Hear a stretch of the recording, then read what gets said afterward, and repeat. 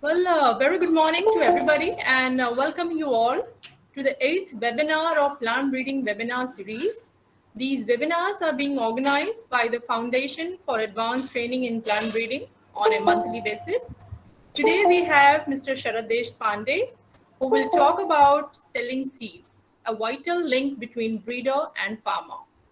The purpose of these webinars are to sensitize people and to know and value the importance of plant breeding, and also to create an awareness on various aspects like technology integration, policy support, regulatory overview, farmers' comprehensions, and various other aspects required for inclusive development of agriculture in order to achieve food security. Foundation for Advanced Training in Plant Breeding, abbreviated as ATPBR, is a non-profit organization which aims to promote advanced technology in plant breeding and develop qualified plant breeders who would complement and add value to the existing system. Our efforts are towards creating a conducive ecosystem where skillful organizations or resourceful persons work together to develop joint courses, research, and co-incubations. ATPBR organized professional trainings, workshops, and various awareness sessions to build required competencies of the global standard. And we also organize annual conference named as Fiber Farming Conference in different locations across India.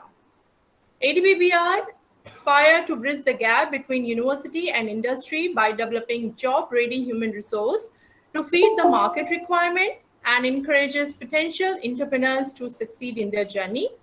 Now, I would like to take a privilege to introduce our moderator, Dr. Angadi, who is the panel expert with the GRSV Consulting Service, Bangalore, and R&D advisor to Ankur Seeds, Nagpur, and also the director at ATPBR, Aurangabad.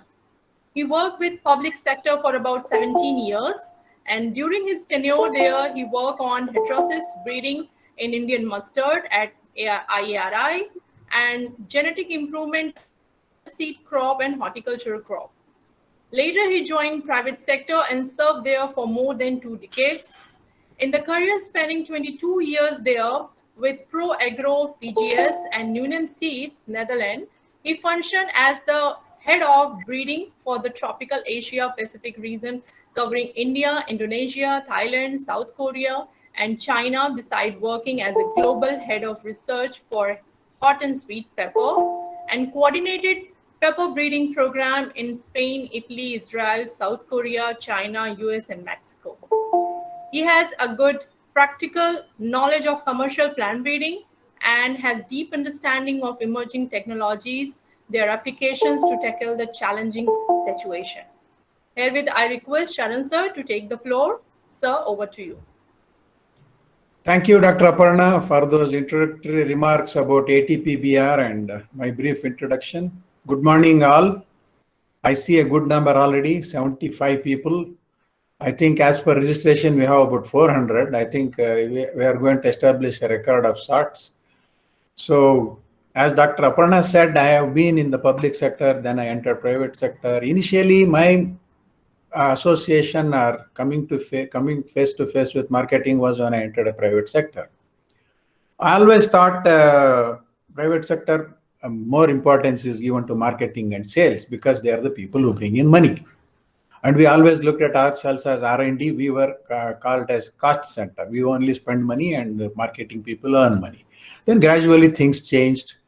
And before I go with the job of introducing Sharad briefly, I would like to say I have just had a chance to preview his presentation, what you call a sneak peek. I think it's one of the very interesting and very best presentations I have seen. So I urge all of you, whoever has joined and whoever is about to join, please stay till the end because he has some very interesting presentations. So with that, I was always thinking, why is using the selling the seeds? Why not marketing? Because we generally say marketing and sales. Marketing comes first. And marketing, as many of you must be aware, is defined as selling comb to a bald man. So that means you create the need for a thing and then sell. Then I looked at why Sharad has chosen the selling part. Then I looked at there are different types of selling, like aggressive selling, consultative selling, which means building a trust with customers, building a relationship with the client. That's what exactly people do. Then I said, okay, this is the right way to tell it. And then, because as I said, he's going to make it very interesting, a lot of humor and a lot of interesting tidbits thrown in. I thought to set a stage for that, I will also give few introductory remarks about the topic. Then I'll go on to introduce Sharad. Marketing and sales, as I said, when I entered the private sector, I always thought marketing sales people are always given differential treatment. I think I'm Aparna, I'm hearing my echo. Why is that? Hello? Is that right? Are you hearing my echo? Hello? Hello? Yeah, it's okay. Yes, sir, go ahead. Okay. So I always thought marketing and sales people are being given preferential treatment. So then we used to make a comment like they always want to sell what we do not have. But then subsequently, I changed my opinion. At least they will let us know what we don't have and make us do what really is required by the market. So, sir, volume is very less. Volume is very less? How come? Is it okay now? It is okay, sir. I think I'll get my headphone. Give me a moment. It's still not okay. I'll get my headphone.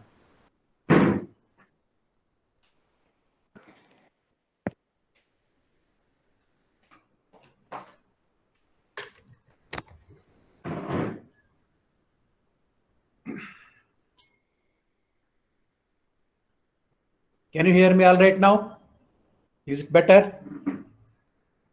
Hello? Yes, sir. Okay. Yes, sir, it's fine. It's okay.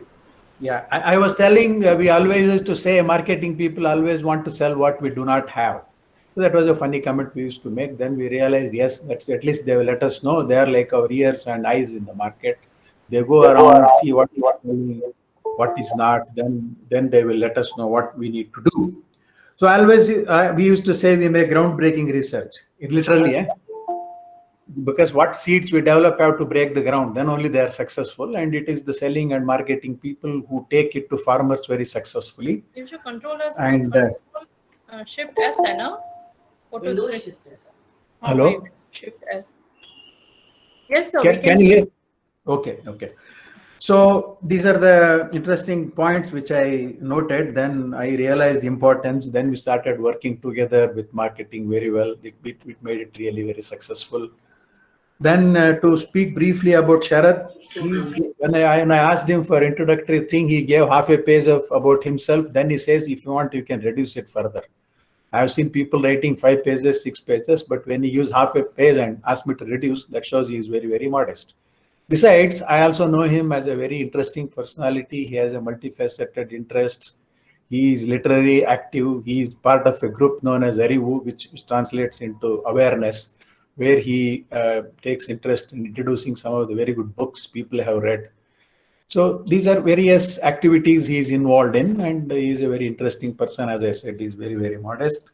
To go with his professional qualification, he is a master's in seed science and technology from the famed UAS Dharwad. He is trained at NABARD and College of Agriculture Banking, RBI, with well over 35 years of seed industry experience. And as he himself says, he has grown in his professional career with the technological volume and value growth and development of Indian seed industry. He is very, very passionate about seeds, familiar with wide range of field, fruits, vegetables, and flower crops grown across diverse geographies. He has functioned effectively in product development, production, QA, sales and marketing, and finance divisions of seed businesses. He loves to interact and spend quality time with the farmers in their fields. Starting his career as quality control officer at Mahivo, he went on to take up the position of product manager with certain seeds.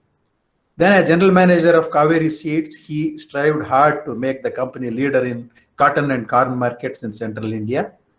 Leading the Kaveri Seeds IPO, that is initial public offering team, he ensured enormous success of the initial stock listing. Today, Kaveri Seeds is the most successful and premier listed Indian seed company. He was crop manager for corn in Syngenta in India. As regional sales manager, Syngenta Karnataka, I worked for its leadership position in high-value hybrid vegetable sets and sunflower. He was a successful business lead for Mahindra and Mahindra Seeds vertical, and these days he is the distributor for leading seed brands, runs his own chain of retail outlets for organic products, and conducts training programs for seeds personnel in the areas of product development, product introduction, strategies, PLC, that is product life cycle, and sales and marketing. So this is in brief about Sharad. As I said, his name also means autumn in English, and it coincides with the European September, mid-September to November months. I think it's very, very appropriate. Today is also very interestingly 9/11. You know what 9/11 is famous for? When I asked someone what is 9/11, they said it is Navdo Gyara. I don't think it is Navdo Gyara anyway. So with these remarks, over to you, Sharad. Please start your. And as I again would like to say, it's a very interesting presentation. Please do stay till the end. You are going to gain a lot of interesting insights into his thinking and his very unusual or very unique presentation. Thank you. Please, Sharad. Yeah, thank you, Dr. Angadi sir, for the nice introduction, and you have covered 80% of my syllabus. Yeah, thank you. Good morning, everybody, and namaskar, and wish you all a very happy Ganesh Chaturthi. Some things came to my mind, that why some companies, okay, they got into the seed business, and they left it in between.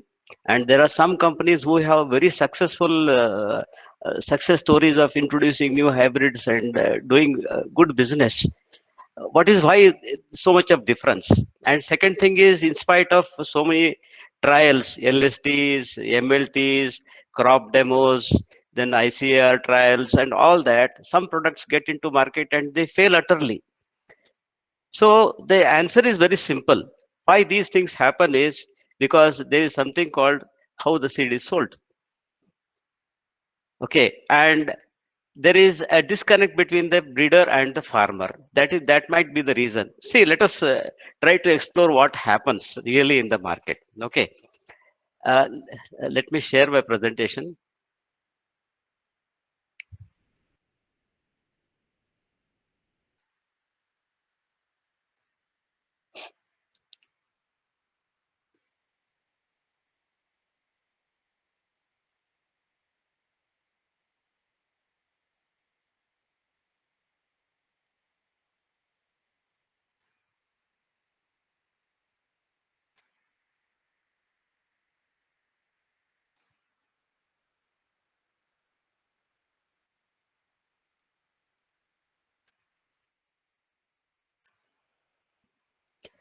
Is it visible now?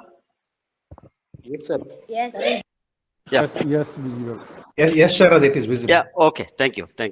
See, before I really get into the presentation part of it, ATPBR platform, okay, it's a breeders clubhouse.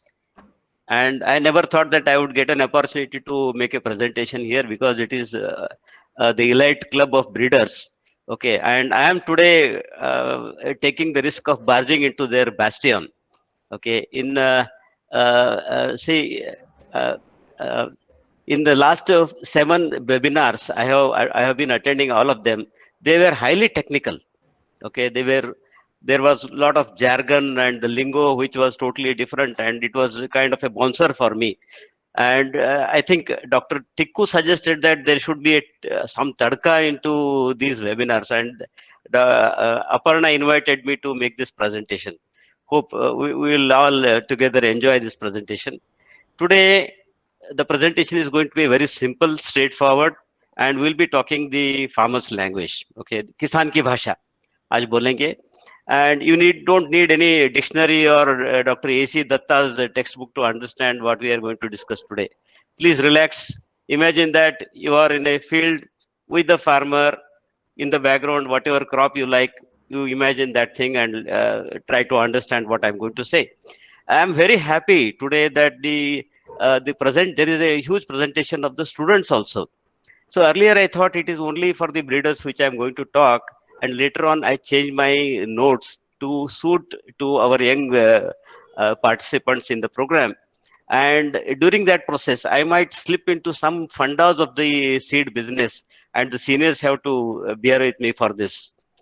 Moreover, I am not an MBA, and I learned marketing in the marketplace. I jumped into seed selling because I love seeds. Okay, I have learned the seed business with the trade, with the farmers, with my colleagues, everything. Okay, and many of my ideas may not match with the textbook ideas of the business management. Okay, why some succeed in the business, that we will be looking at. So I am. Let me clarify some of the things. When I say hybrid, I also mean the F1s, open pollinated varieties, and high yielding varieties. Sales, I mean, Dr. Sharon Angadi was already mentioning about it. Sales, I mean sales and marketing. But in case of seed business, there are no watertight compartments of sales and marketing. Only a few companies, they practice it. Uh, See, the breeders, quality assurance, the breeding part of it, quality assurance part of it, packaging, seed conditioning, warehousing. I am not going to deal with that. I am going to talk straight about the seeds which are ready to be sold in the market. Moreover, those areas are not my domain. And whatever I am going to speak today, it is of the Indian context. My overseas experience is very limited, and my knowledge is also very limited. Whatever we are going to discuss is about the Indian context. Major my major discussion would be about the role of private sector. Public sector, I have been an observer, only looking at their operations from distance. Again, not my domain. I am not going to discuss about it. So we'll be discussing major about the field crops and vegetables. If someone is interested in flower crops, if time permits, we can also look into that. I am not going to touch upon the controversial GMO, because there are very contrary views, and I have a lot of hot discussion on these issues. So we'll better to avoid that GMO discussion for a while now. If time permits, we will take it at the end, and our senior breeders can help me in continuing with it.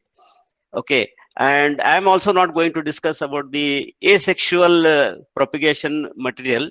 That is also in terms of, by definition, is also seed, but I'm not going to discuss about it. I'm not going to discuss about the perennial crops where the seed is used, and also I'm not going to discuss about the nurseries. Okay, that we can take it up in a different platform if later on. I thank the organizers, Dr. Narayanan, Dr. Tikku, Dr. Anil Mishra, Dr. Aparna, and Dr. Sharan Angadi sir, for giving me this opportunity to be with all of you. So, Aramgetram. Aramgetram is the term we are all familiar with. Is the first appearance on the stage. Why I am touching upon this point is that when a hybrid is introduced into the market, it has to perform. Okay, this I call it hybrid Arangetram. Okay, what happens before that? Before the seed enters into the market, the breeder works with the germplasm and he makes the hybrid ready. Hybrid, I mean F1, open pollinated varieties, as well as the high yielding varieties. Okay, then the product development department, that's the trialing department, they take it up and they conduct a lot of trials. They collect performance data, they do the segmentation, they prepare the scorecard, they try it across geographies. India is a vast country, and they try it across the seasons also. Then comes the quality assurance part. They test the germination percentage, genetic purity, vigor. Then the production people will multiply the foundation seed and also prepare the hybrid seed. Then comes the supply chain. They take up the seed warehousing, conditioning, and packaging, and finally the seed is ready to be shipped to the market. From here, our discussion starts. See, all these things happen in house. Everything is under control. All these factors are very much under control. Now comes another issue when the seed enters the market. See, there are so many factors which are going to impact the introduction of a variety into the market. It could be the brand pull, the company itself, the competition, crop management of the farmer, commercial strategies by the sales and marketing department, support by the trade, and then the environment itself, the monsoon and all the temperature, soil moisture conditions, all these things impact the introduction of a new hybrid. So it is going to be a kind of a surgical strike. There will be a lot of counter factors which are affecting, and we have to strategize to counter all of them. It's a kind of a surgical strike. Earlier I said, earlier operations were all under control in-house. From there, we are getting into public, which where everything is out of control. See, this is how the story is going to unfold. Okay, I would like to introduce the seed as with different perspectives. Then comes the product launch, then the farm gate presence, that is the field activities, then the legal compliances, farmer psych, purchase decision, pricing and commercial handling, competition, promotion strategy, role of S&M, role of the trade, and complaints handling. If the complaints handling, we can take it up if time permits at the end. Okay, so seed, let us look at the definition of seed. Seed is a very, very important agri input. We are all aware of it. Okay, if something goes wrong with the application of pesticide or fertilizer, it can be rectified. But once the seed is sown, it cannot be rectified. So it's a very, very important vital input. The quality of seed and its genetic makeup determines the outcome of farming. See, I am trying to capture the seed beyond its biological definition. Seed means different to different people. I have shown the elephant here with the 9 blinds. We are aware of that story. Okay, let us look at the textbook definition. Our student friends here in the audience are all aware of it. They might have by-hearted these definitions along with their authorities also. I will not read them out, because we are all aware of it. These are all the biological definitions. These are the definitions of seed available in the textbooks and Wikipedia. Next comes, what is seed for the plant? Plant per se, the seed is a continuation of species. It's a mechanism for continuation of species. Seed protects the genetic code of the species because it carries the genetic code inside it. Then the storage of germplasm in case of adversaries, because for perpetuation of the species, the germplasm has to be stored. In case of forest species, I read that the dormancy is to the extent of 70 years. Okay, whatever adversaries are there, even after 70 years, the plant, the species survives. This is survival mechanism of the plant, why they create the seeds. It is a convenient means of propagation. Every time it cannot be asexual propagation or through cuttings or suckers and all that. Some plants, they resort to production of seeds and in large quantities so that the progeny can get extended to wider geographies. Then also, this is a very interesting interpretation of the seed. This is the basic structure of the seed coat, young plant, that's the embryo, and there is a stored food in that. How much stored food is there? It is, I put it as a child and lunchbox theory. Okay. Am I audible? Yes, sir. Yes, very much. Yes. Okay. Please. Yeah. So I put it as a child and lunchbox theory. When the child goes to the school, mother gives the child some water and some food so that the child can survive till the end of the school. Okay. Seed is a storehouse of enough food and moisture for its child. Okay, so let us look at it. Seed, it disseminates from the mother plant, then gets into the soil with enough moisture, then it germinates, then it starts photosynthesis. There is enough food in the seed so that the seed reaches the level of manufacturing its own food. So that's a kind of the arrangement which the plant makes into the seed. Okay, let us look at what is the seed for the man and animals. It's a kind of a kickback. Okay, seed is a grain. It's a staple food. Many of us, we eat the seed. Okay, then the seed is encapsulated in a pulp called the fruit. Okay, fruit is a kind of a bribe for us. So only a small part of it is the seed, rest is all edible part, that is the bribe. Plants evolve fruits as a kind of bribe for us. See, this is the way of reaching out to a larger geography so that the plants and animals, they eat the fruit, carry the seeds in their stomach, and they disperse it at a distance from the mother plant. So when there is a fruit, the plants themselves don't take any metabolic benefit from the sweet pulp or of the fruits. Okay, it's a trap agent, the seeds for the seed dispersal. For the plant breeder, there is a large number of plant breeders in this audience. Okay, for the plant, what is seed for the plant breeder? It is just germplasm. Seed is carrier of technology. When the plant breeder develops several technology like the abiotic stress resistance or biotic stress resistance or BT into it.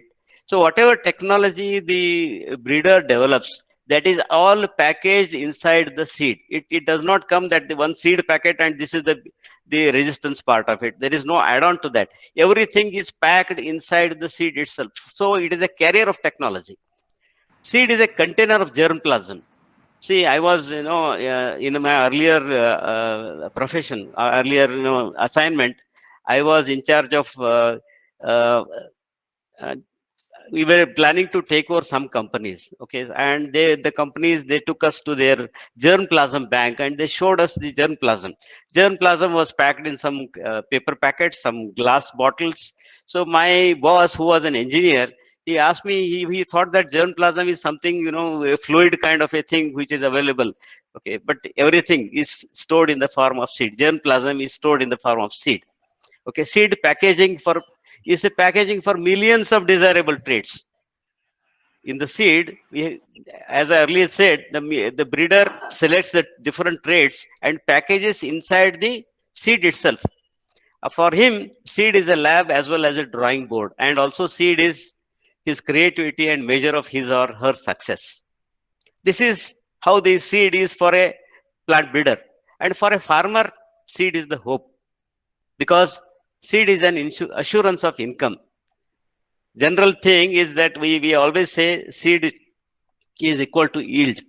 Okay, for him, seed is equal to yield because seed is a hope. Based on the kind of seed he selects, the crop he selects, and the assurance he gets from the sales team, he starts dreaming about his daughter's marriage, son's education, or to clear off his debts, buy a tractor, all these things. See, these are directly associated with the seed. So seed is a hope. So seed is also a social status and a recognition for the farmer.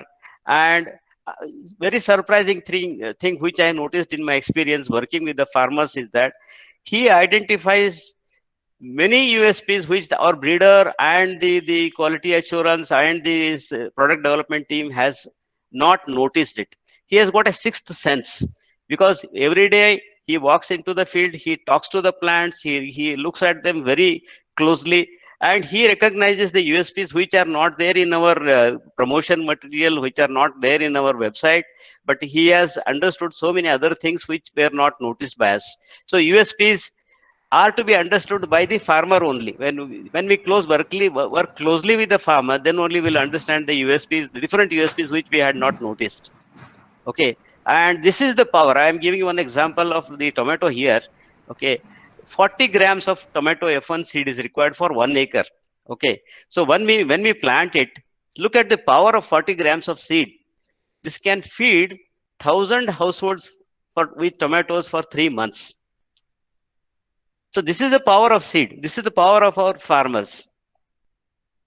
Then what is the seed for the entrepreneurs, for the companies? It's a business model.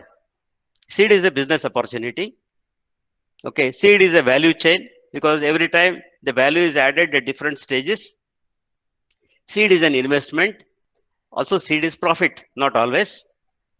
Seed is a business secret, because the hybrids which we release to the market, we hold back the germplasm, we know the combinations, we know the parents, all that, and the seed is a business, but it is not an easy business. It requires a lot of patience and passion.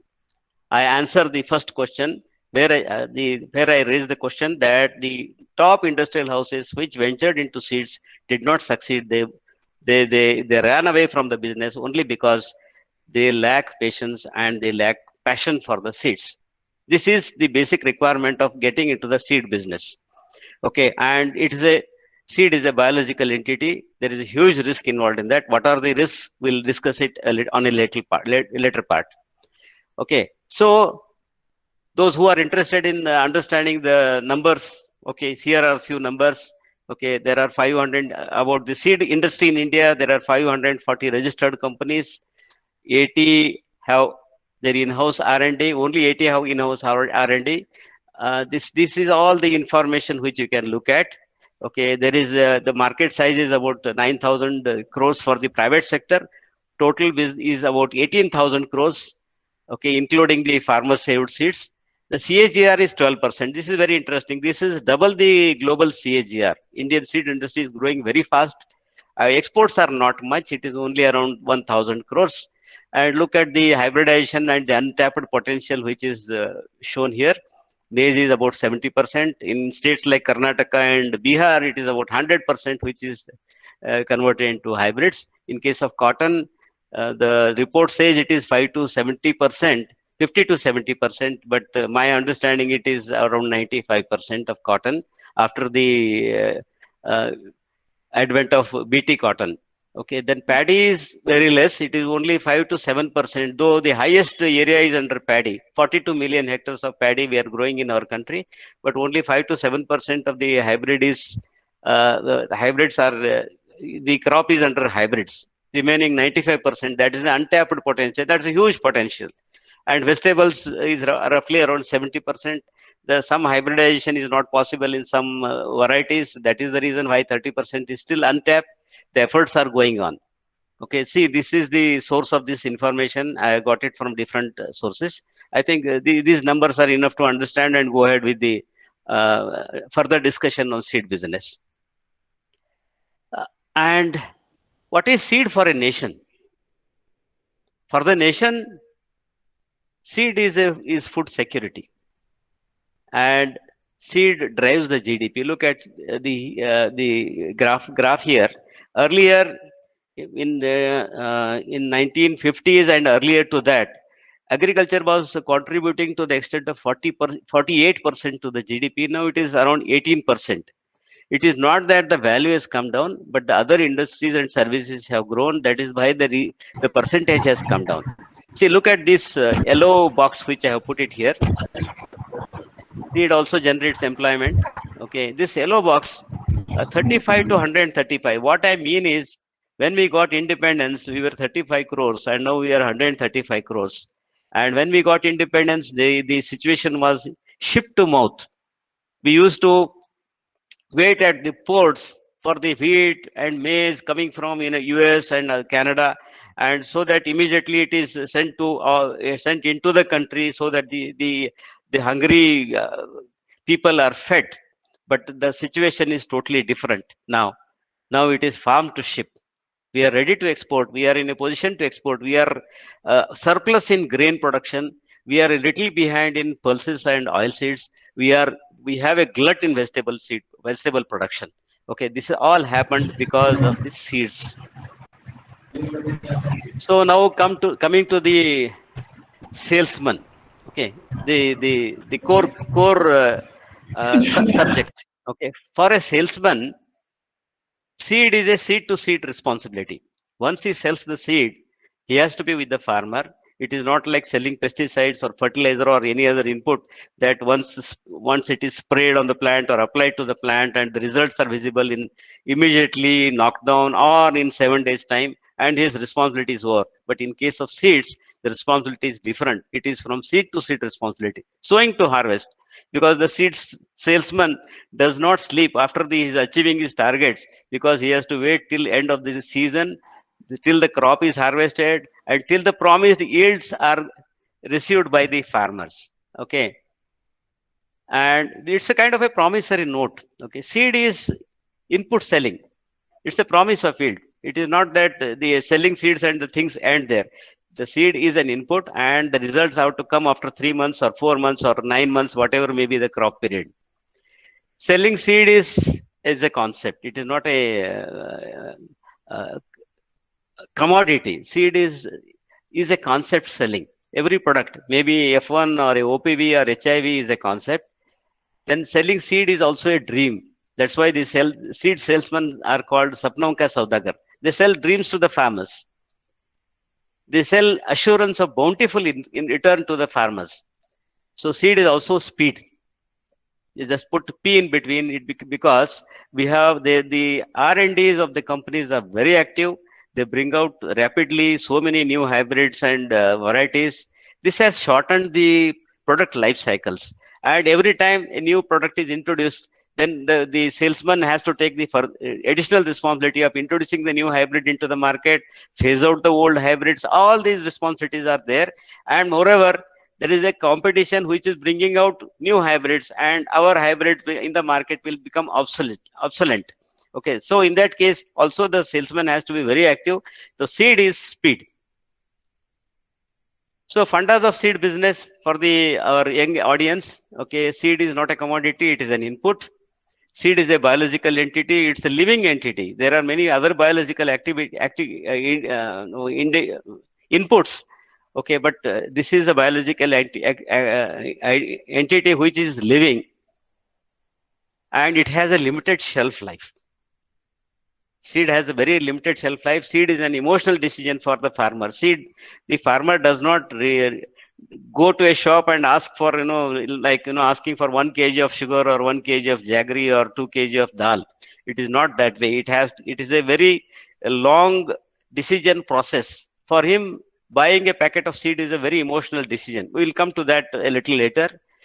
It's a highly seasonal. Another, the problem of seed business is the crops are highly seasonal, difficult to forecast. None of my 35 years of experience, none of my own forecast and none of my forecast of my team have become 100% correct. There are sudden shifts in the cropping pattern. Take the example of this year itself. We were all ready with a lot of maize in our warehouses, but suddenly the crop shift was towards the oil seeds. There's a huge demand for soybean and sunflower, and we had to return all the stocks of maize. So these kinds of surprises are there in seed business. And segmentation is very important. If we don't segment it properly, then the wrong product will enter into the right market. What I mean by the right market is where we are already strong, we have a brand image, but we enter with a wrong product into the market, and that tarnishes our image. And second, the thing that could happen is right product in a wrong market. The segmentation is very important. That is the responsibility of the product development team. They have to do the trials, get the data, feed it to the sales and marketing team. And there is the farmer does not give you another chance. So never experiment with your customer. Also, the another problem with the seed business is it has a very limited sales window. The sowing period is very limited. It is very much compressed. So everything has to be sold during that period itself. And there are too many variants and too many requirements of the farmer, especially in case of vegetables. In case of field crops, it is very easy. You promise the yield, and in some cases, you can promise about the forage and all that. But in case of vegetables, it can be the color of the fruit, the size of the fruit, the juiciness or the hardness of the fruit, transportability. All these factors come into, and the storability, all those things will come into we have to meet the choices of the farmers and fit in our product into his requirements. So there are too many variants into it. Okay, and there are too many selection criteria also. So let us try to understand how the farmer decides. What is the decision process before he goes to the dealer shop and buys a packet of seed? For him, it is a very, very careful approach because he thinks a lot about it, and he looks at his past experience, which hybrid he had sown, under which conditions, where he had bought it, and what was the performance, whether he got the desired results, what was promised to him, and what he got the delivery, and the commodity prices. So as I said in the beginning, that there will be tremendous, sudden shift in the cropping pattern based on the commodity prices. The oil seed prices were shot up, and the maize area, cotton area was reduced this year.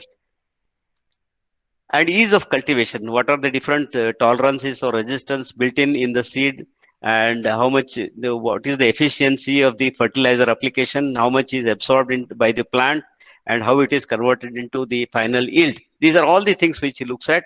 And there is a tremendous peer pressure. It is not an individual decision. Buying a packet of seed is not an individual decision. It is always a group decision. He discusses with his friends, his other farmers. He discusses with his family, his children, his wife. Then he arrives at a decision based on his past experiences, and also his experience of attending so many field days and field demonstrations, and whatever he has visualized it there. He will, based on all these things, he takes a decision of going for a certain hybrid. And also the brand loyalty. Here is an interesting example. In case of brand loyalty, the poorest of the poor farmers, those are the bajra farmers, pearl millet farmers, they have the highest brand loyalty. And the richest farmers growing vegetables, they keep on shifting the brand.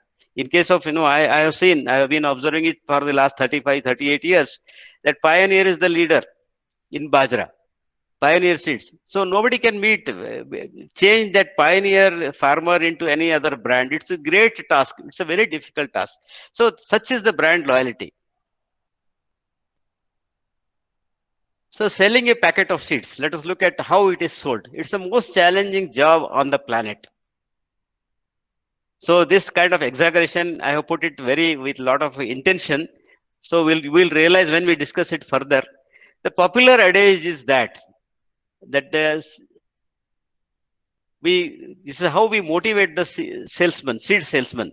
Okay, we conduct a lot of training programs for him, motivational classes and all that. And finally, we pat on his back and say, give him an ordinary product. I have added these three words in between into the brackets, a little above. Okay, you may skip that word. Give him an ordinary product, and he presents it as an extraordinary in the market. That is the strength of the seeds salesman.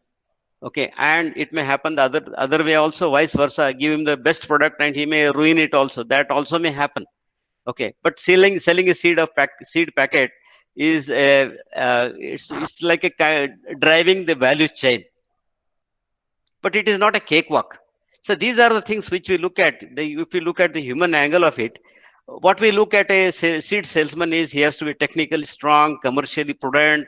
He also has to be street smart. Okay, it's like a Swiss knife.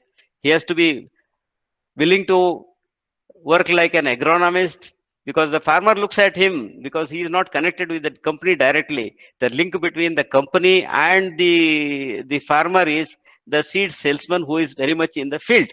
Okay, and farmer looks up to him as an agronomist, as a pathologist, as an entomologist, as a meteorologist, as a commodity price forecast. He discusses everything with him. Okay, so he has to be informed about, he has to be knowledgeable about all these aspects, and he has to be an all-rounder. So then comes the price war. It's also very interesting. Competitors, they play a spoil sport here. They introduce a better product at a lower price, and trade is always demanding higher discounts. The dealers and the distributors, they ask for higher discounts, and there is a boss sitting there. He asks for higher NRVs. So he has to cope up with all this pressure. The seed salesman has to cope up with all this pressure when it comes to price. Okay, and he has to, as I said, he has to constantly upgrade his knowledge, and he has to be very smart in the market. Let us look at the branding. So this is a very controversial issue. I was discussing the other day with many of my ex-colleagues. So I have got a different view in case of seed branding. Each variety or hybrid itself is a brand. For me, seed company is just an add-on factor. Okay, I don't give much importance to the seed, because I give the example here. Okay, one company which is a brand leader, market leader in maize, wants to introduce cotton. It does not mean that the farmer will immediately buy because he had purchased maize and it was successful. Okay, but the company has to go through the same process of introduction, then showcasing the performance, showing it to the farmers, then recording the yield data, doing all those things, then only he will be able to sell cotton. So there is no piggy ride as far as the branding is concerned.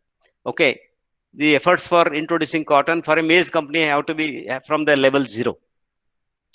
Second thing is about the multinational companies. They earlier there was some advantage they had. They still have the advantage of introducing better genetics into the market. But in the market, there is no craze for foreign mall or brand. Multinational companies, they stand with the Indian companies as far as the demand is concerned. But what is a top brand? Maybe it is multinational company or Indian brand. It has to promise quality and performance and sales and service. So these are the distinguishing factors that differentiate a good company and a bad company, in spite of, irrespective of whether it is a multinational or an Indian company. Pull for the product. So these are the two things, one is the monopoly product. There is no monopoly product in as far as the seed is concerned. So we have to forget it, because the moment it is a monopoly, it is copied the very next day. Then the pull for the product is very short-lived. It is all the marketing effort. They create the pull in the market, but it is very short-lived and temporary. Bottom line is, companies have to deliver the quality, and the performance has to be assured. And every company has to undergo the same learning curve. And the company cannot be, each company handles so many crops, and Salesman also handles so many crops. I'm sorry. But a company cannot be a champion of all the crops, and a salesman also cannot be a champion of all the crops. It's very difficult. It's a vast area. So there is some companies are getting into the crop manager kind of a thing. There is a crop manager who is an expert. He coordinates the entire activity right from bidding till the seed is sold to the farmer. So these things are coming up as models in seed business. Okay, and competition. So this is one thing which we cannot wish away in any business. It has to be there, because competition fuels the growth. You need competition because to succeed. What are the different forms of competition in seed business? See, I put it into two categories. One is the competition which we have to worry about. Number one is the hybrid performance, the crop performance. If it is extremely good performance, then I am really worried about it. Then the field presence. This is very important. This is where most of the seed companies are not focusing. That is the sad part of it. We have to be in the field. We have to be with the farmers.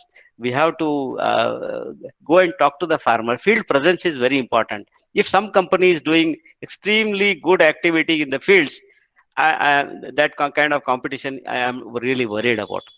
Okay, and the rapport with trade is very important. They do and undo the product. They have all the capabilities to spoil the reputation of an organization, of a product, everything. So one has to maintain the rapport with the trade. And the things and the trained sales team, this is also very important. What happens is, the young graduates get into the seed business, and they don't know how to sell the seed.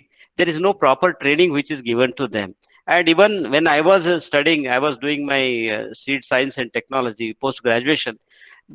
We learned many things, which were carved out of many other subjects, like the agronomy, plant breeding, the agriculture engineering. All those things we studied. It was some total of all the agriculture sciences that was put into seed science and technology. But unfortunately, we were never taught about the seeds marketing part of it. Even I don't know today whether the seed science and technology students are learning about seed marketing. So a trained sales team in any organization is really a threat to others. It's a competition one has to look at. Other things which I'm not really worried about as a competition is, if some company is selling at low price, I'm least bothered about it. Unbelievable incentives to trade. Okay, see, any company which is giving large freebies to the trade or selling at a lower price, it is likely to shut down. Okay, and the sales team too friendly with the trade and keeping away from the farmers is also a sign which I am not worried about. Okay, the posters and banners, I will be discussing about it in detail. There is absolutely no impact of posters and banners. I cannot sell a packet of seed by just putting a banner or a poster. Okay, so why the companies continue to do it? Let's look at it in next slide. Okay, and what is dangerous is uh, there are many me toos in the market. And the moment there is a good hybrid, it is copied. You know how they get the germplasm, catch hold of the germplasm, with where from what source they get it. But they come out with a near performing hybrid into the market in very short period of time. So there is a pumping of unethical technologies also into the market. The latest example is of HTBT. Okay, so bottom line is we should not take the competitor too seriously. Strategizing our sales based on the competition is a very dangerous task we will be getting into. Ultimately, the company will die. Those who focus on value creation with the farmer, those are the companies which are going to survive. This aspect which I want to discuss, this is where the seed companies are missing, creating the brand icons. Okay. A brand icon is something, other than the logo in the promotional activities. I have given the example of this girl of Amul. Okay. The moment we look at this girl, even if we don't look at the logo of Amul, we remember that it is Amul girl. Okay. That kind of, brand icons is not done in any by the seed companies. Okay. So look at this Asian Paints, Gattu, this Maharaja of Indian Airlines, and this Yum of McDonald's. Okay, then the Google, the color combination of the Google. These are the things which reminds of a certain brand. If we do the same thing in case of seeds, it will immediately connect the brand to the farmer. The farmer gets connected to the brand, and even if he is using different sowing different crops and varieties of different companies, but he gets connected with the brand. Okay, so let it be repeated on all the promos, and I want the companies to look into this suggestion. So I have made some suggestions over here how simple graphics can be added as brand icons. Okay, and in fact Myco was doing it for some time. I don't know whether they are continuing with it. They had created this kind of brand icon earlier. So it's very important. Brand icon. We may tend to forget the logos because most of the logos are in English. Okay, so it's better we create something, some a mascot or a caricature which attracts the attention of the farmer and immediately connects him to the brand. And another important aspect is the nomenclature. Once the नामकरण तो करना पड़ेगा. एक hybrid आ गया market में, we will have to look at it. Okay, nomenclature. There are different ways of nomenclature. Some companies adopt usually the 4-digit nomenclature. I find it very confusing personally. This is my personal opinion. Maybe others are very sorry. Any problem, Aparna? Go ahead, sir. Go ahead. No issue. Oh, okay. Yeah. See, the numbers are a bit confusing. Okay, and I don't know how the farmers will remember it. Some companies have started introducing an alphabet along with the number. Okay, that was, for example, X stands for the name of the company. Okay, suppose some company, the X, then M stands for the maize, H stands for the hybrid. So it becomes XMH 4200 means X maize hybrid. So this is kind of nomenclature which the products are identified. But it always helps to give it a very attractive name. Okay, I will give the examples, here. See, Jadu was introduced by Kaveri Seeds, okay, with this caricature, this mascot there. It caught up so rapidly. It's very easy to remember also. And Advanta is doing this new red okra, very properly named as kumkum. Okay, so give an indication. It also gives an indication about the features of the product. So Jadu talks about giving a lot of money. It's that hen is laying the golden eggs. This kumkum gives the immediate indication that it is red okra because kumkum is red. So it's better to go for naming the hybrids rather than getting into the numerical nomenclatures. Then promotion material. This is also very interesting part. Okay, promotion material. It should not contain any tall claims. The message has to be very crisp and no long text. The farmers don't stand in front of a poster and read long paragraphs. Okay, first of all, they don't read it. Okay, simple and straightforward messages are very important. As I said, seed is not not a FMCG. So no effective promotion strategy. With my 3.5 decades of experience into seed marketing, I have not come across a very effective means of promotion through these posters and banners. I find that the personal contact with the farmers is the most effective, most convincing, and the village level meetings, we call them VLMs. Okay, village level meetings with the farmers, because as I said, buying a packet of seed, going for a hybrid is always a group decision. It's a peer decision. So we have to address them in groups, try to convince them. Then again, it's a matter of trust. The farmer buys the seed, it's an emotional decision. If he has trust in the brand, he will buy it. Otherwise, it's very difficult. And one has to showcase the results, conduct a lot of demos. Seeing is believing in agriculture. No amount of no attractive posters and banners will uh, get the sales. It is what happens in the field with the farmer, with the crop, with the demonstrations. That is very important. That is the fastest way to convince the farmer. And there is social media also being used after this corona. People have resorted, because the salesmen were not able to travel. They were not allowed to travel. So they had to resort to sending messages through WhatsApp and through SMSs. But the farmers' mobiles are clogged with such messages. Many of the farmers, they spend half an hour every day evening to erase those, delete those.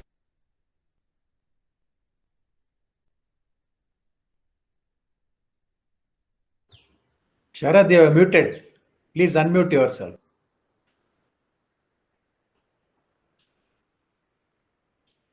Sharad, Sharad, please unmute yourself, Sharad. Okay, yeah, it's okay now. Yeah. Yeah. Yes. Yeah. Did I miss anything when I was muted? Hello? Hello? Aparna? For a minute, you were unmute. Oh, it's okay. We can hear you. Please We repeat can hear that you, last Sharad 1 minute. Deshpande. Yeah. Okay, can so hear I was discussing about the use of social media for sales promotion. Not very effective. Still, people are trying out different means for that. See, look at the posters. What happens in the market? The way the posters and the banners are put. So, if you stand as a farmer in front of this wall, and what kind of decision one can take? It's very difficult. There is a poster war. It is called postering and bannering in the marketing jargon. Okay, but the thing is, this postering war will not lead us anywhere other than serving these three things. One is, it may not have direct impact, but it serves as a reminder value in some cases. If you have done the proper field work, showcased your product in the field, then the farmer has forgotten it for a while. Then these posters will serve as a reminder value, and it's used mostly as a threatening agent or deterrent for the competition. ये company ने इतना field work किया है, कितना किया है? Look at the posters. Everywhere there is posters and banners. Okay, and it also helps the boss to understand where all his sales team has traveled. When he travels in the market, he sees that there's acha poster lagaya hai. Okay, so that kind of satisfaction it gives to the boss. Other than that, these posters and banners really don't serve any purpose. It doesn't bring any business. And when you run out of ideas, you get into these kind of posters. Okay, so this is a kind of a promotion material which I came across recently. And let us look at, as I said in there is a rapid replacement of the hybrids in the market. It's because the R&Ds have become very strong. Those companies who don't have R&D, they are buying it directly from the companies. There are many standalone R&D companies which are selling the hybrids to these companies. One may not have the hybrid, or they may steal the germplasm and start their own product development. But the thing is, if you look at the product life cycle management, I have put it in a graph, the volumes across the volumes versus the time. If product P1 is performing in the market and it is bound to uh, phase out over a period of time, then we have to introduce the second product, P2. So that the timing has to be so perfect that the moment we see that there is a decline in the sales of P1, the P1, P2 has to be ready and it should be known in the market. And P2 diminishing, the P3 has to be ready. So at any given point of time, the market share has to be intact and it should be growing. It should not go down. That's a very disastrous situation. So it is also the responsibility of the sales and marketing team to see that the product introduction takes place at the right time. If the P1 product is performing, for example, this P1 is performing and it is still going strong, introducing P2 could be disastrous. It will be a kind of, eating into our own business. So one has to be very careful in introducing the products into the market. So it has to be a very careful decision. The PLC management and the market share have to go in hand. So this is a different market mix. This is a very fundamental thing. There are 4 quadrants which in a market: the existing area and existing market and the new product. This can go very well. A new area and new product is the most difficult thing. This quadrant is very, very most difficult. Okay. And these are all the different, we have to classify the markets into different quadrants and accordingly take the decision of introducing the product and growing in the market. So this is regarding pricing. I don't spend much time because if time permits, we look at it at the end. But let us look at the price sensitivity. I skipped the 3 slides.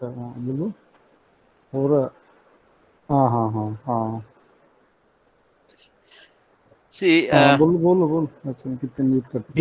please mute yourself, DK. DK, please mute yourself. See, let us look at the price sensitivity, how the pricing has to be done. Okay. Farmer is not averse to high pricing. I'll give the example why there is a table below there. I'll try to explain it to you. The general understanding is that lower the price, the better would be the sales. No, that is not the case in case of seeds. A farmer is not averse to high pricing, provided you add value and charge for it. And the typical approach to seed pricing is stretch to the extent he says he buys it, he is willing to pay for it happily. The happily is a very, a difficult term to put it into numbers, but that is a gut decision which is taken by the management. Here I have given 2 examples of, one example is of tomato, another example is of maize. I want to show you how important it is to make a benefit statement to the farmer when he is buying something at a higher price. Okay, there are 2 hybrids of tomato here. One is priced at 20,000, another is priced at 80,000 rupees.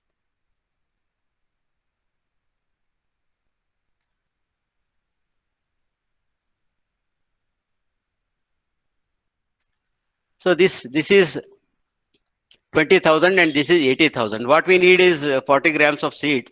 So the farmer would be typically spending for the seed 800 rupees in case of hybrid 1 and 3,200 rupees in case of hybrid 2. If the yields are different, for example, the hybrid 1 gives 20 metric ton yield and another one gives 35 metric ton and the price is same, 5 rupees per kilo. The gross income is 1 lakh rupees in case of the hybrid, which is 20,000 rupees. And in case of hybrid 2, which is sold at 80,000 rupees a kilo, the income is 1,75,000. What is the seed cost difference? Difference is 2,400, and what is the incremental income is 75,000 rupees. This is how we have to convince the farmer about the pricing. Okay, and in case of maize, there are 2 hybrids. One is at 200 rupees a kilo, another is at 350 rupees a kilo. Okay, the seed rate is same. I assumed it as 8 rupees per kilo, and the cost of the seed in case 1 is 1,600 rupees. In case of hybrid 2 is 2,800 rupees, and the price difference is of 1,200 rupees. There is some disturbance. Karan ji, please mute कीजिए अपने आप को, Karan ji. See, if we assume that the yields are 20 quintals and 35 quintals in two different cases, and the commercial price is 15 rupees a kilo, 1,500 rupees a quintal. Okay, the yield income in case of the hybrid one is 30,000. In another hybrid, it is 52,500. There is a clear no income advantage of 22,500 by just spending 1,200 rupees extra on the seed. So if we are able to convince the farmers and showcase it to the farmer, then certainly price is not the issue in case of selling the seeds. Make the benefit statement to the farmer, and you can stretch the price to the extent possible, and you can charge for the every additional value we can charge for it.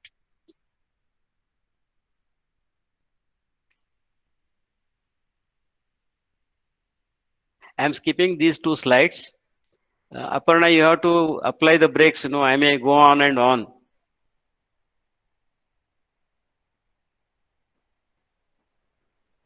It's so interesting presentation that we Okay. really don't want to stop you. Okay, thank you. But you are 1 second. How many more slides, Sharad? How many slides? And another 4 or 5 slides maybe. It's okay. Please take your time. Yeah, No yeah, problem. yeah. So what happens is the uncertainty galore. In case of when we enter the market, my system has slowed down. Kindly bear with me. See, there are many factors which affect the sales of seeds in the market. First of all, the logistics part of it. That is the delivery of the seeds in the right time, reaching the market in right time. Because as I said, the seed is sold in a very limited marketing sales window. So we have to be present with the right kind of seed in the market at the right time. That's very important. If something goes wrong with the logistics, then there is a problem. See, this is another new thing which has come up in our business is the producibility. There are excellent hybrids which have come out from the R&D. The breeders have produced excellent hybrids, but when it comes to the production, the producibility is very low. The cost of production is very high, or the seed yields are so low. So there are many good hybrids which came into the market and they vanished from the market because the companies were not able to produce them. So the producibility is a new concept, a new problem which has come up in seed business.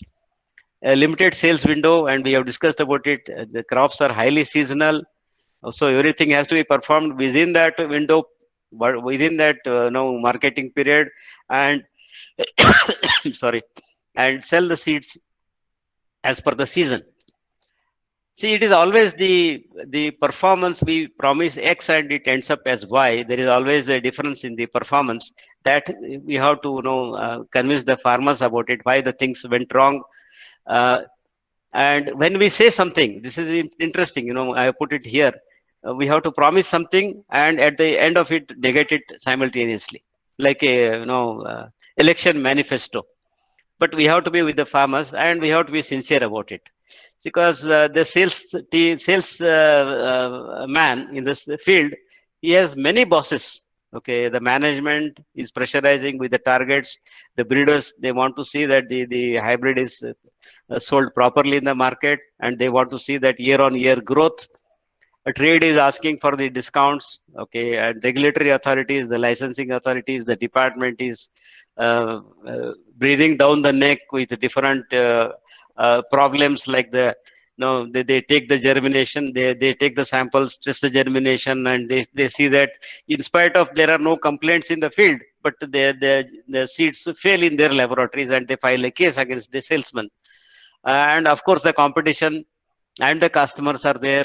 Okay, and the customers are the farmers, and we have a wife at home. The salesman has to travel a lot. He has to spend a lot of time in the field, and he has to take care of his family also. See, he has to overcome all these problems of the bosses. And in spite of doing all these things, nothing is under his control. Monsoon is it plays mischief. Trade support is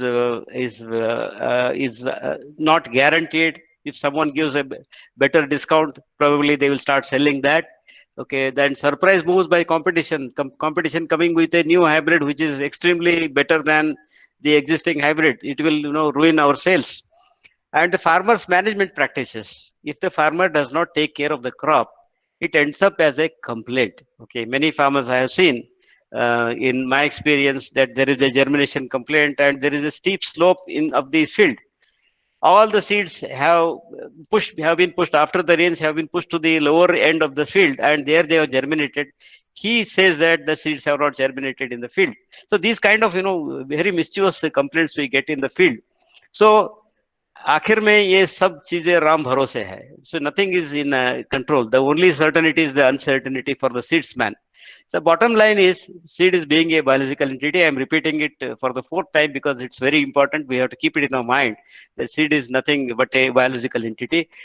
So performance cannot be assured in spite of our trials, MLTs, ICR trials, and demonstrations. The same results cannot be replicated in the farmer's field because of many factors.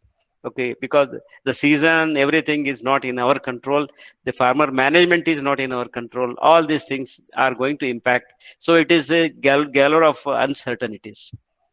Okay, then set of who's. I'm sorry, I'm talking all negative things. There is, at the end, I'm going to talk a lot of positive things about sales. Don't worry about that. So adaptability issues.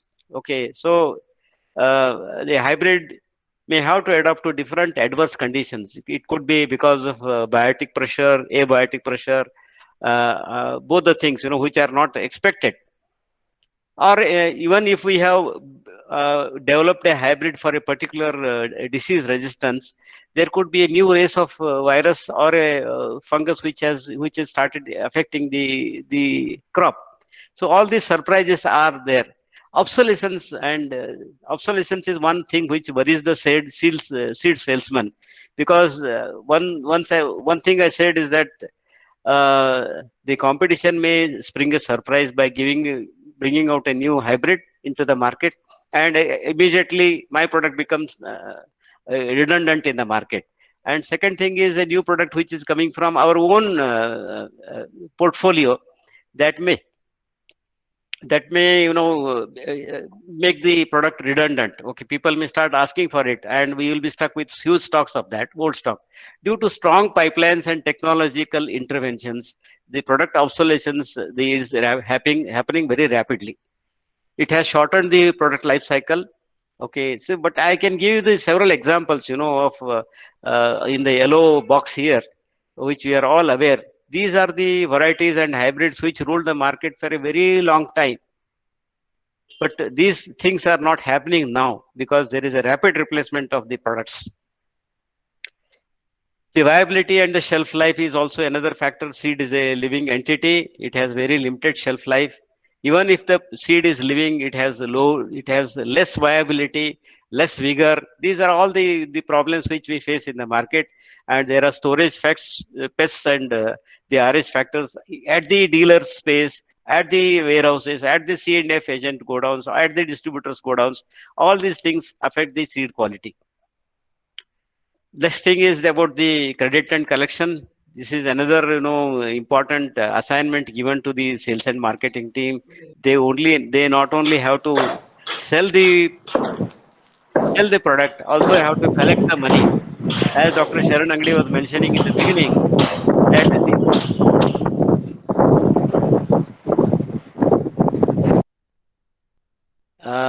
this is the only department which brings money into the organization. Rest of all the department, they only spend that money.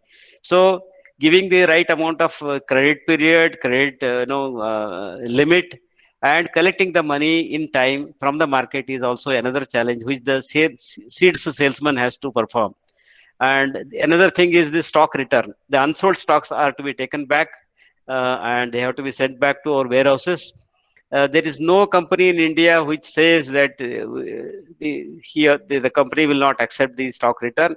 It has become a trend. It has become an accepted practice in seed business that the unsold stock has to be taken back.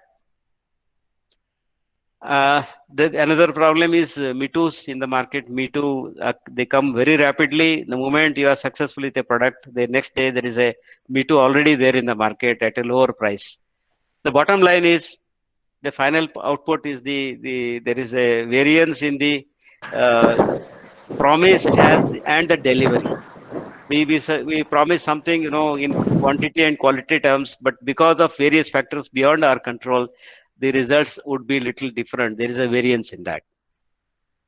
So finally, the moral of the story is that it is difficult to replicate the demo results in the farmer's field. It will be X minus something. Okay. So selling seeds is a constant struggle. And the assignment given to a seed salesman is to narrow the gap between the what was promised and what is delivered there, and keep convincing the farmers about it. So therefore, the women, the girls, they never enter into the seed selling as a career option. They leave it to the men to struggle with it. But strangely, if you look at the seed buying decision process, the farm women have the final say in while buying the seed. This is what I have noticed in my experience. And the farmer listens to his wife. Of course, all the husbands, they listen to their wives.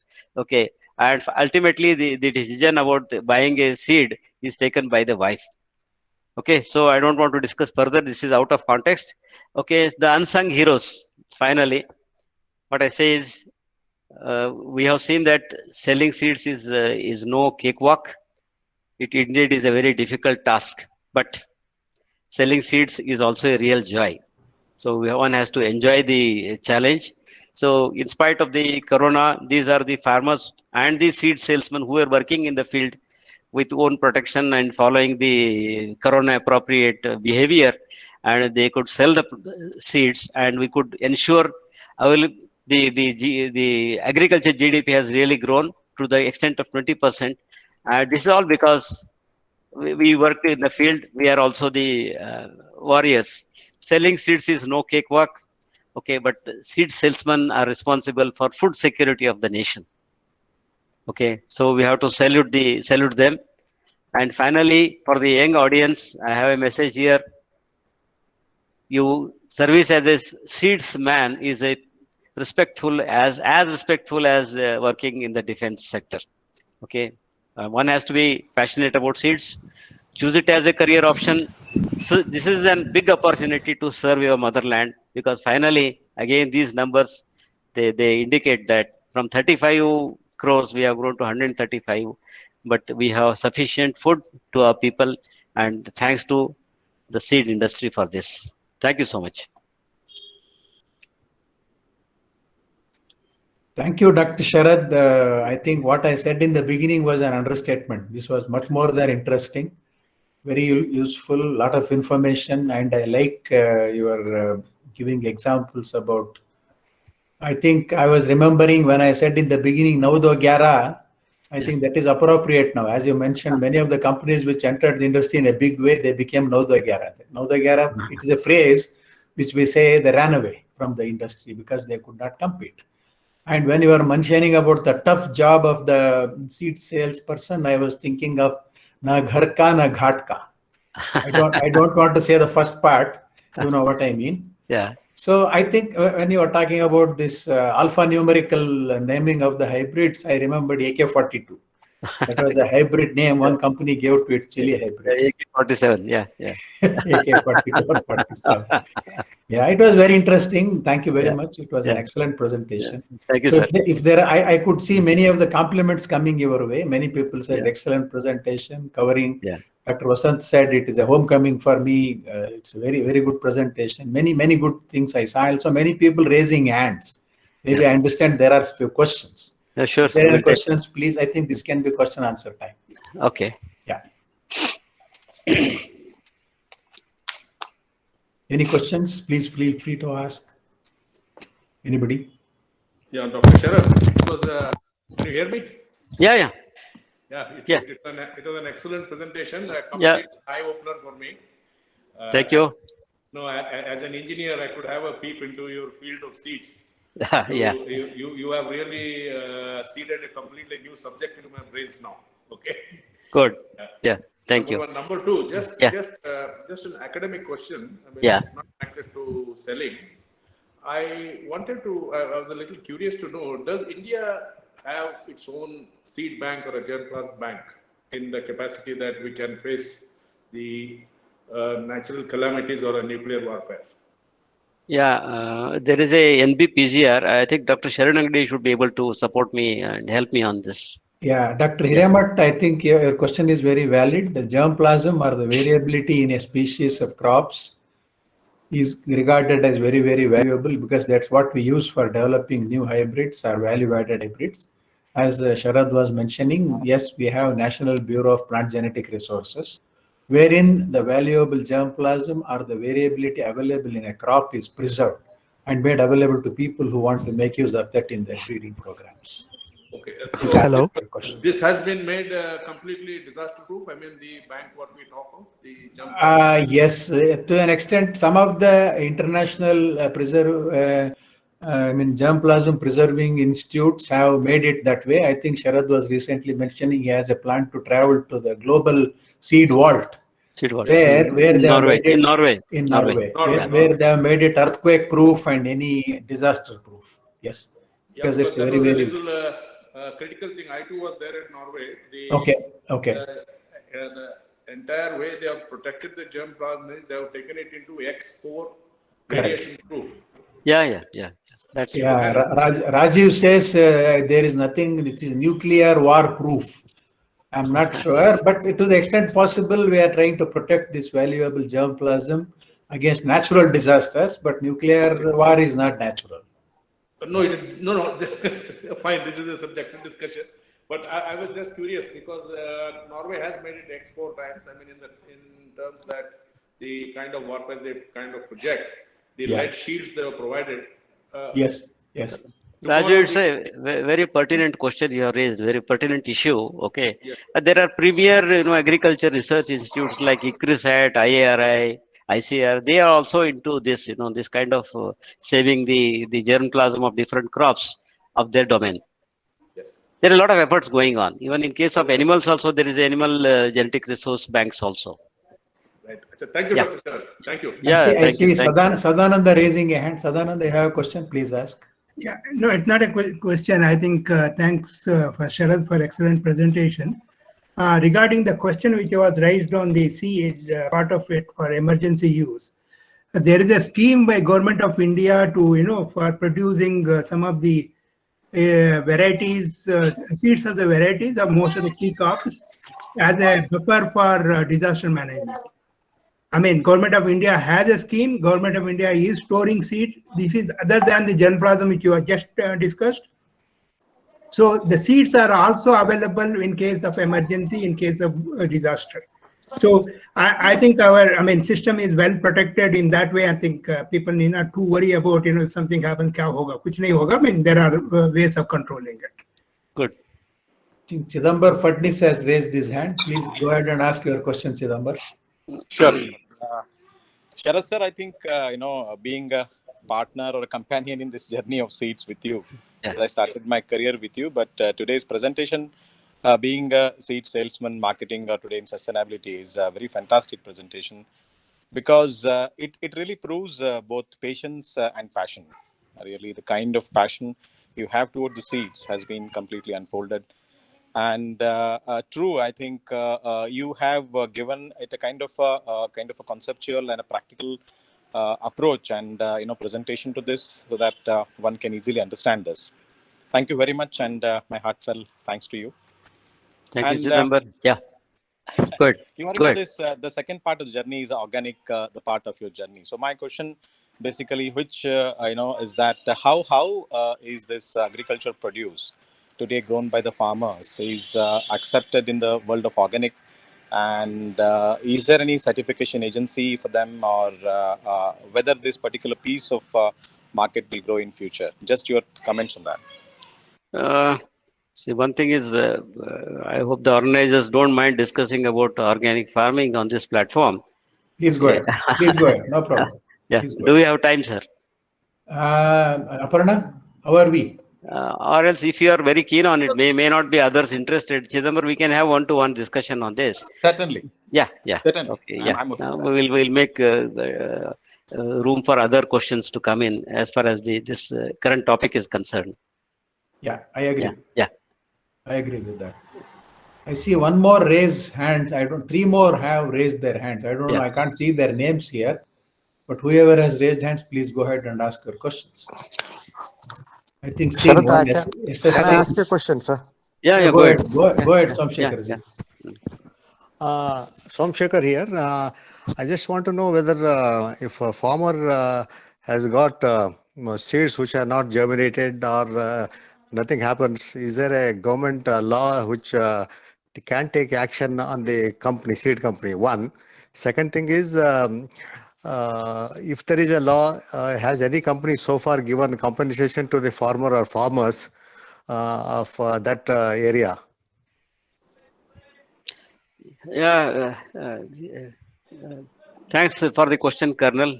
It's a very interesting question, which I deliberately avoided this topic. I just mentioned that there are law enforcing agencies in the seed market. Okay, there is a basic requirement of a seed license, followed by minimum standards we have to follow. Those standards are printed on the seed packets. There is a minimum germination which has been assured.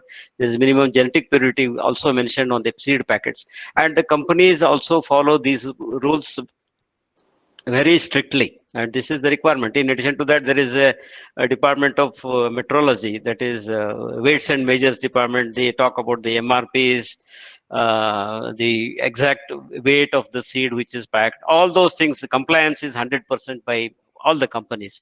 But in spite of this, there are certain, as you rightly mentioned, there could be some complaints. As I have been telling through my presentation, that it's a biological entity, and the performance may vary from field to field, from farmer to farmer.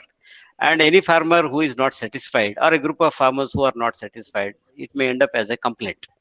Okay. Hello. And complaint. Yes. Umar, just wait. Just wait. Okay. Yeah, Okay, just sir. wait. Okay. I am answering Colonel Somshekhar. Okay. So a complaint may not be genuine, or it could, if it is a widespread complaint, the companies will certainly look into it and compensate the farmers wherever the companies have really committed the mistake. But most of the complaints, with my experience, I can tell you, these are very much localized, these are very much politicized, and many of the companies are really false. Okay. So, okay, and thank you, Sharad. For listeners, just information, Sharad is not only expert in this plant breeding and all, but he has got a very vast knowledge about musical ragas. Thank you. Thank you, Colonel. Thank you so much. Umarji, please ask your question. Good morning, good afternoon, everybody. Yeah, good afternoon, Umar. Yeah. Sir, my question is there any scope in DNA seed testing in future?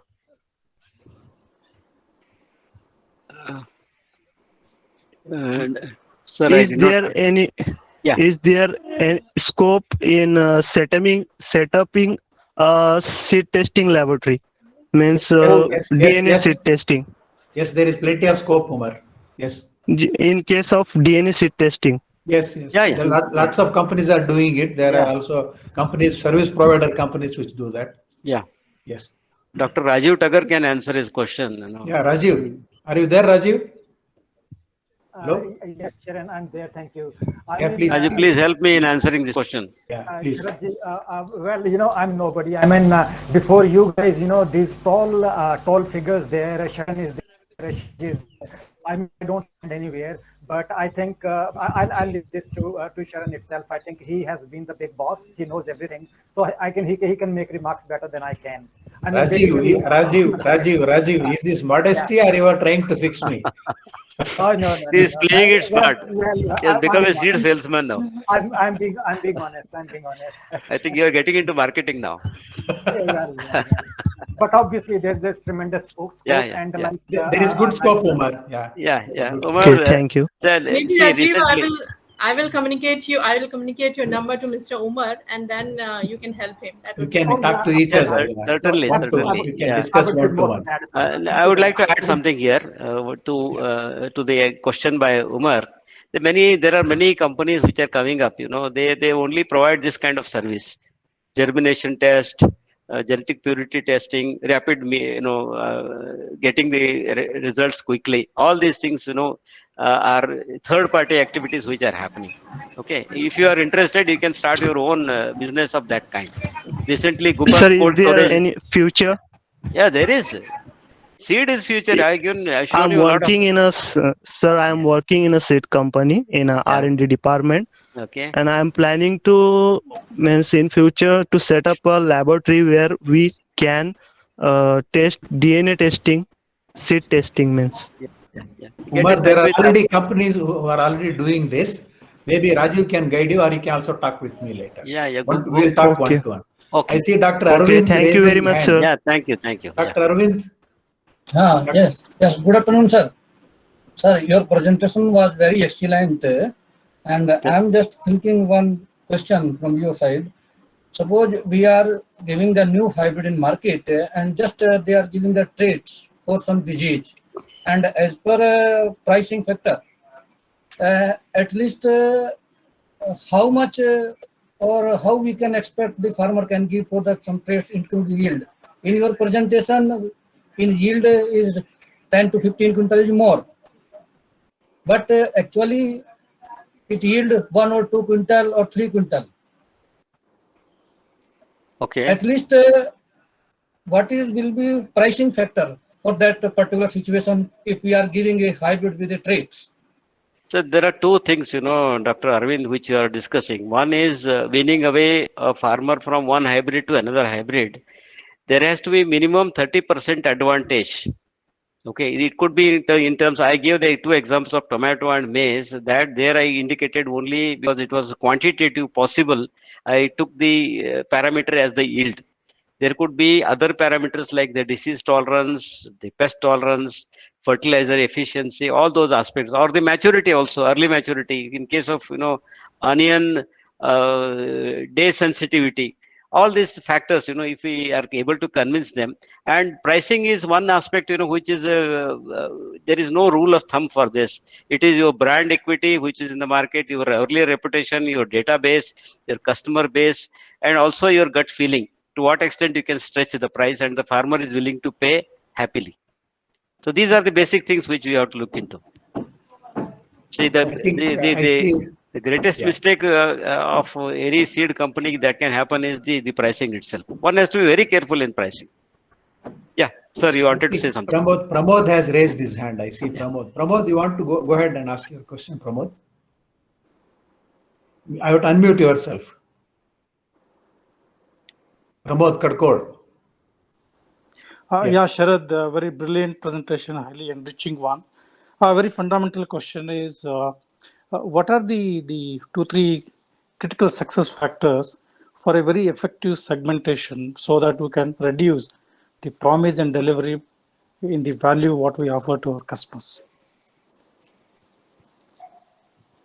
So it is a question relating to the product development department. Okay, they have to generate the data, do the segmentation, and hand it over to the marketing department. Okay, the thing is, extensive trialing under different growing conditions across the country and generate the data before releasing the hybrid to the market. That is very important. And in spite of doing all these careful exercises, there could be some gaps. And the gaps are only because of the environmental factors and the management by the farmer. And for that, we don't have any solution. Only we have to be with the farmer, constantly guide him while growing the crop, and also help him to get the desired results to the extent possible, 90%, 95% possible. Other than this, I don't know if Dr. Angadi can help us in this. I think you have answered it, Sharad. Yeah, That's all. Yeah. Thank you so much, Sharad and Dr. Angadi. Yeah, do you agree, Thank you. Pramod, on this? Thank you. Or you have any idea? If you want to add something, please go ahead. Yeah, you Pramod. can add. No, because it's been always very challenging one. I completely agree. Yeah. I think still I feel the value drivers probably the companies, especially the sales and marketing, have to do lot of work around how can really get into the value driver, which will vary from season to season. It's not easy, so there is no right or short answer to that. Yeah. I think Pramod very well summarized all this in his thing when he said they convert the ordinary thing by adding a little bit extra, make it extraordinary. So Yeah. that is, I think that's a great job. We all agree. Because Yeah. some of If the they, great yeah. have utterly failed with their new launches, at least in Okay. the Yes. last 2 years. Yeah. I'm just wondering if there any very robust process we can put in place to help the agronomists, the product development teams. I think that's a good question. That's it. Because difficult to find an answer. Yeah. And I think if there are no more questions, we would like to conclude this very interesting session. And thanks very much, Sharad, for that very interesting presentation. I would like to make one or two small comments before I go on to introduce the next speaker for the next webinar. I mean, this was an excellent presentation. I remembered one of my marketing and sales friend once said, our job is like selling Maya. I said, Maya, Moha, Karam, ye sab kya ho raha hai? Philosophy aa raha hai. He said, no, that's very simple. It is much advanced yet acceptable. That's what the marketing people do for all the new products or novelty products or value-add products which we bring into the market. Much advanced yet acceptable. And always, he also said another interesting part. To sell something familiar, there should be an element of surprise in it. Otherwise, why a farmer should buy your product? The question comes up. And to sell something familiar, a surprise element has to be there. And to sell something surprising, an element of familiarity has to be there. I think this is a very easily said and but more difficult to put together. And looking at the way you were explaining the job, I felt I am happy I am not in marketing and sales. Yeah, though I said in the beginning, marketing sales people are more preferred and I was jealous of them. Jealousy, I meant jealousy, they say, is a form of appreciation. I was appreciating you. And now I think looking at the way you things have developed, I would say marketing and sales is like getting angry. So they say getting angry is easy. Anybody can get angry. But getting angry at the right moment for the right cause to the right extent in a right place, that is not easy. I think that's what marketing and sales sums up. Thank you very much, Sharad, for that great presentation and all others who have participated in this discussion for the very interesting topic. I would like to make an announcement about the next webinar that's in the coming month, October. I think dates Aparna will mention. This is by Dr. Alapatti Satyanarayana. He has done a lot of fantastic work in pulse improvement, and his topic will be genetic upgradation of yield potential in pulse crops. Sharad, after your interesting talk, we are again going back to the jargon, genetic jargon. And he is an excellent pulse breeder, and he has done excellent varieties, several excellent varieties in pulses. And he retired as director of research for Angrao. I think that is Acharya N.G. Ranga Agriculture University. Now the name is different, I understand. And I know him personally because he was at IHR. He was responsible for developing Arka Komal beans variety, which is a very landmark variety, I would say, in beans. So next, please make a note of this. We will communicate to you the date of the thing. Dr. Aparna will do it. So please do join, and thanks very much. And listening to my request, many of you have stayed till the end. We had to leave, probably they had some other thing. An excellent presentation, Sharad. Once again, thank you very much. Thank you. Thank you, sir. Over to Aparna. Yeah. Thank you, sir. Sharad sir, thank you very much for a really excellent presentation. And it was an eye-opening for most of the breeder that how difficult it is to sell the seed in the market despite of all their work. If you are not good in the selling and marketing part, then maybe important trade cannot reach to the customer as well as to the farmer. So thank you very much for enlightening us. And I would like to thank Sharan sir for this wonderful moderation of the session. And thank you all the participants for joining the session. And we are looking forward to see you again next month with a very interesting topic. I see Colonel Somshekhar has raised his hand again. Any questions, Colonel? Or it is an old one? It's an old one, sir. Okay. So thank you. Thanks all. Thank you very much. And see you again next month. Have a nice day and a beautiful weekend. Thank you. Goodbye, everybody. Bye. Bye. Bye. Bye.